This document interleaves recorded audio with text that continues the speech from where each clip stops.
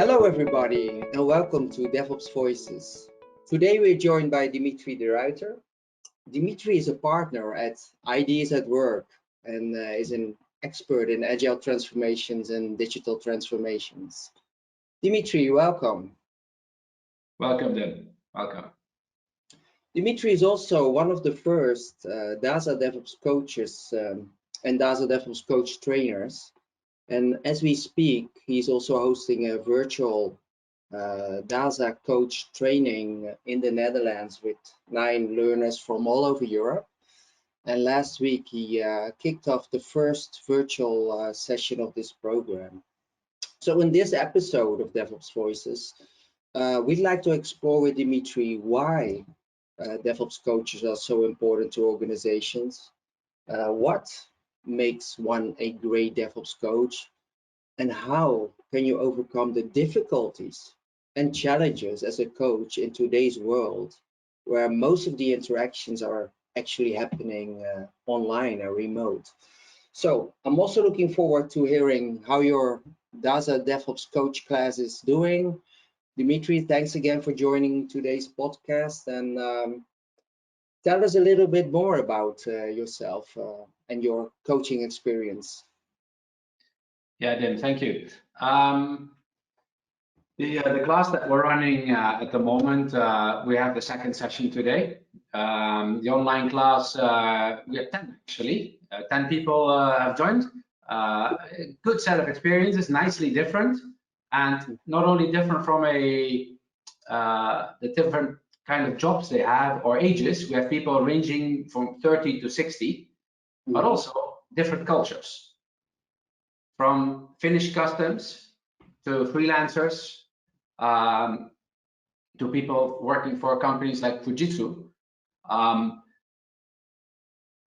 The main interest that they're having is not the tool thing. Many people think that DevOps is around tools. Yeah, of course. DevOps tools are enablers, but it won't make it successful. The element that we're working on is the mindset change, the cultural change, the way we work together, the things we believe in. And one of the important aspects there is the focus that DASA is having, not on the tools, because a fool with a tool is still a fool, right? But it's really on the behaviors and knowledge and skills. And the cultural element, the cultural elements of values, but also prohibitions, of myths and stories that we share, of the space of ideas, of the space of vulnerability and safety. Maybe back to where we met, but that's what, 25 years ago, at a German software company. Still there, it is the stories we share of what we did there, of what that was. Last year, I had my 30 years anniversary, a reunion back with the people that I started with. From all over the world, we still share the stories of what was so special about it, what made everybody cling together. And it's this that, with DASA's focus on skills and knowledge, on the organizational and cultural and the team in the center. And when you look at team is about people. Right. To succeed as a, because that's also part of your question, to succeed as a DASA DevOps coach, as a coach, this is all around change. Still in balance with performance, but it's about change.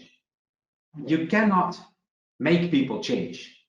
You can help them change, but only if you're truly interested in the other person's change, in their growth, in who they are. And if you're not, then it becomes about you. And that won't make the difference. It needs to be about them. The individual and the teams of teams. And that's what this is about.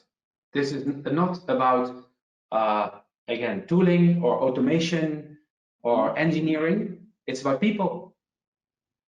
And can you learn someone to be interested in the other, or are you born like that? I mean, if it's that important, I mean, Okay, great question. Great question. It is something that, of course, can come with the years. You can be born with it. You can learn something. You can, and yet it needs to become authentic. If it's authentically you, then you can have a much bigger impact. Yeah. And this is something, being a coach, in this space, you do need to have the affinity with the space. You cannot only be coaching people. You need to understand what IT is about, but also what modern IT is about. If you do not comprehend that modern IT, in effect, is a manufacturing outfit, and manufacturing and maintenance outfit organization that produces and maintains value streams and have a continuous delivery of value to customers in the form of software. If you do not understand that, if you have not worked in that, if you do not have any knowledge of theories of constraint or anything like that, and you're not interested in people, you won't succeed. No, So it's a combination of. Yeah, I'm also. So I had a conversation last week about. There was a research about what DevOps transformation coaches earn in the US, and I mean, for European standards, I mean, I think it's quite high. It was between $230,000 and $400,000 on a contract per year. And when I spoke to someone about it, I mean, we also made a remark like, I mean, it should not be your key driver. I mean, and getting back to your point, I think it's all about having a genuine interest in supporting individuals, and that should be, I think, your core driver. Well, it's interesting to make money and a good amount of money, but it's probably the most important thing. I mean, that's what I hear from your message as well. Yeah. Then on that one, money is a short-term satisfier. When you have it, you want more. When you have more, you want even more. Yeah. How did you start in? I mean, how did you start? Yeah. How did you start in your coaching role? I mean, how did you became an agile coach initially, or a business coach? I mean, tell me about your history. I mean, how did you? I've always been active in sports and training and coaching field hockey teams. In my case, I have 2 boys at home that I help grow. I have friends around me that I work with on a work and not work relationship. And at a certain moment in time, you find that that is what makes you tick. Many people also ask me, when was your first time with Agile? I don't know. I think it goes back to a project, thinking about it a bit, a project I did in, I think, 1994 with Apple Europe. And there was no buy-in with the business. The project was not delivering anything really. There was a lot of pressure from the US to do it their way. Management didn't want to, a lot of resistance. And we started to tell them every 2 weeks somewhere in Europe what we did in the past 2 weeks, what we've created and built, and ask them what they thought about it, whether it's useful, and what they are looking for. And that took, I think, half a year to get their buy-in and continuously do this. Invite them to join, invite them for input, and show that we did something with it, to take them seriously. And that brought a rhythm, not build a big blueprint, but, you know, oh, you're looking for this, like that. Yes, like that. Okay, cool. Now next, what are you ready for next? Was it called Agile? I wasn't aware, at least. Was it called Scrum? It may have been around, I don't know. But that's what we started doing. And I've started using that with many more of my projects afterwards. And since roughly 2000, I've been working as a freelance interim manager, and I've worked on building teams out of people, whether it was a marketing team or whether it was a sales organization, a pan-European sales organization, or IT guys. And in the last couple of years, it's been all around the view from the perspective of the customer, to deliver value, which for me, as I have a background in supply chain management, is nothing new, right? That way of thinking has been around in manufacturing product work world for decades. Lean is not something really new. Supply chain thinking, process thinking, theory of constraints is not something new, but we're now looking at applying it to IT. IT is still a relatively young space business. What, let's say 40, 50 years old, no more, right? And before did something in automotive about 100 years ago. But in terms of speed of change, it's a lot younger. Right. So, and if you look at the various roles, I mean, and I looked at your resume a bit on LinkedIn, I also see you, I mean, in your career also had many roles, being Scrum Master, I mean, coaching, I mean, you're now training other experts, becoming a DevOps coach. I mean, where do you see the overlap? Can you share your perspective on the demarcation of the various roles? Well, actually, a true Scrum Master can be very close to what DevOps coaching is about. But then you're a true Scrum Master, as Scrum is basically telling or saying or promoting it to be. However, it's still a development framework. It's an operational component. But when you look at the different stances that a Scrum Master can take, they're very close to that of a DevOps coach, only its space is wider. Agile and DevOps complement each other nicely. Scrum is the most powerful, most adopted framework, because also it's lightweight, and at the same time, it's hard to master. True DevOps, being a cultural thing, is hard to master as well. If you look at the role of the project manager, right, it still has value, but not in this space. When you have a more technical project where the requirements are very clear, constructing a building, an office building, it's specified from the beginning what it's supposed to be, then you can more project manage it. It's more waterfall. Waterfall still has its space. Not in the space of IT. Maybe in building IT service centers, computer centers, but not so much in the space of complex creative work. Complex creative work is the space of people collaborating, and that's where different personalities get together and different capabilities get together, and you need to make them work together. So that's about the people. Again, is it advantageous? Oh yeah, it's advantageous to have seen many sides of what commercial or non-commercial organizations include. If you've not been on the business side, it's tough. It becomes tough. I advise everybody to go and work on the business side.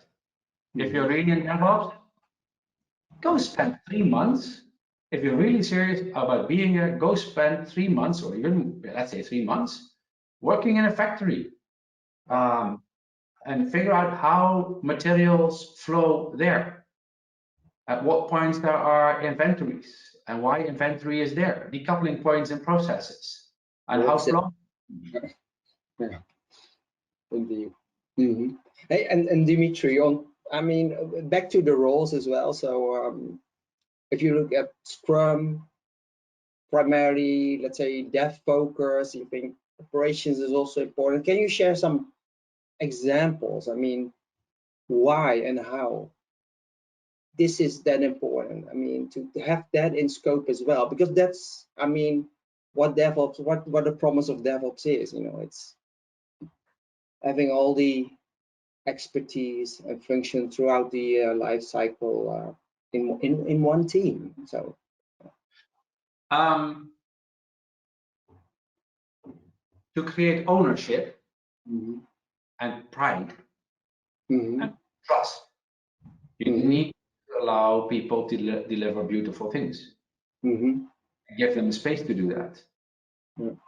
We then come to the important role of leadership.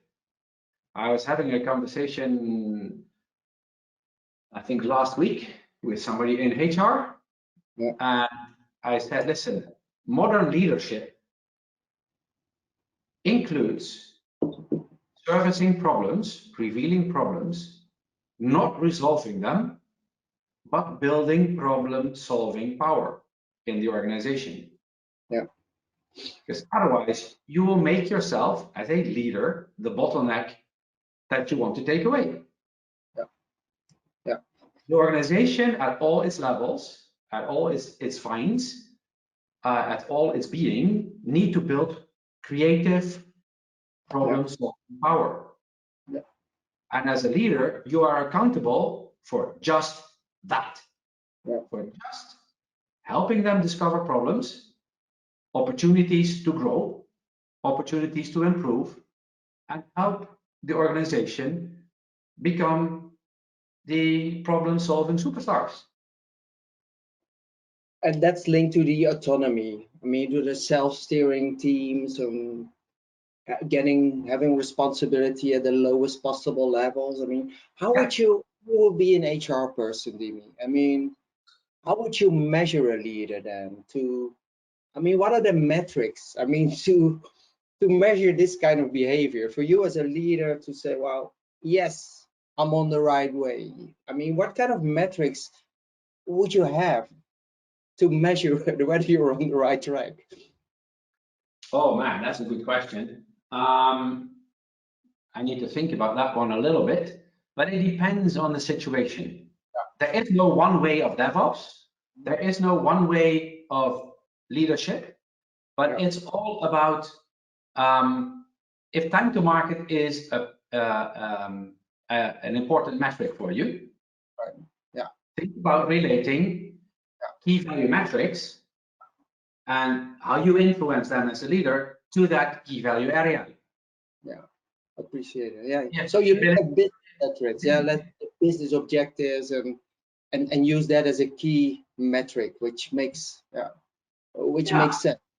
If a business innovate, if innovation power is a differentiating within your strategy, then related to that. Excellent. And then we get to the question of what performance is. I dare to say that many leaders think of one type of performance only, tactical performance. Stick to the strategy. No, there also is another one which is called diverse. Use the creative power embedded in people to figure out better ways, to figure out new ways. They need not be better and only therefore relevant. They just need to be new.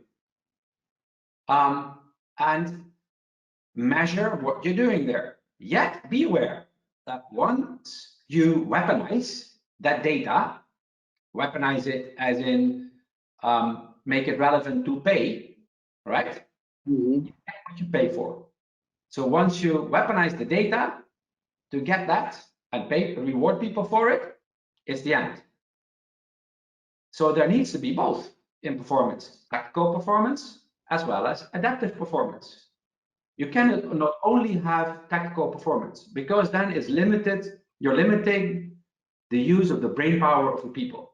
And actually, people that are executing the process, they know how to bypass it and make it easier, more effective, more efficient, quite better normally than the people who have thought up the process. As a leader, it's both. Yes. All sides of the trades. Right. And I don't want to talk a long time about the pandemic, but I mean, in your role as well as Scrum Master, coach, I mean, supporting various teams, I mean, life must have changed, you know. I mean, can you explain a little bit about, you know, what are the key challenges and working more remotely, less face-to-face time? I mean, what were key obstacles and how did you perhaps solve them or address some of them? Let's start with what are your the key challenges you faced or are still facing in today's world? In today's world, of course, with all the remote work, all the online work, you're half blind. You don't see all the dynamics. So let's start with listening twice as much as you talk. And when you talk, ask questions to uncover things. That's one. In the life 1.0, the real life where we would sit together for this recording, there in coaching conversations, you could walk with somebody to the coffee machine, have a walk around town.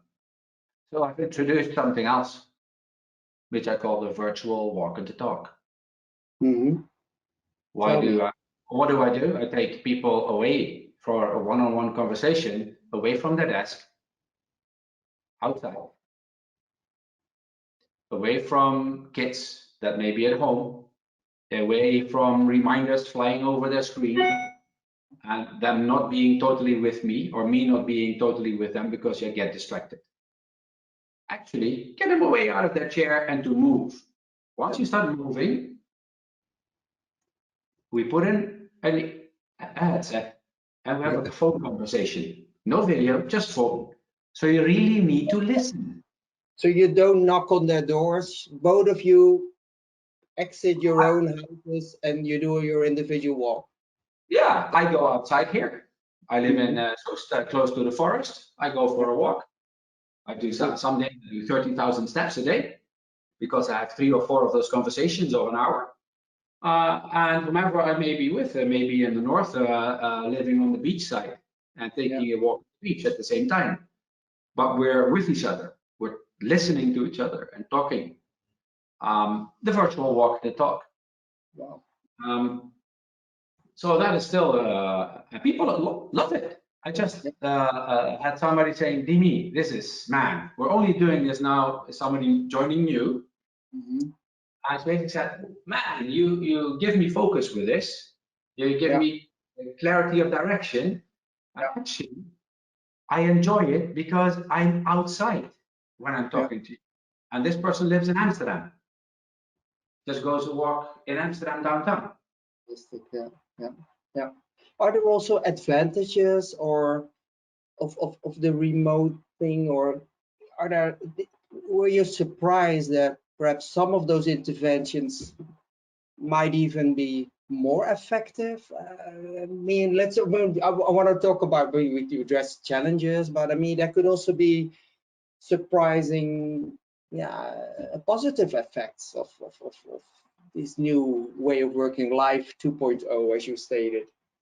Had you asked me 3 months ago, I would have said, you know what, actually it works. As good as it did work 3 months before we had to go remote completely. Asking me now, I have to say that continuing with this over a longer period of time will not be successful. The benefits that it has are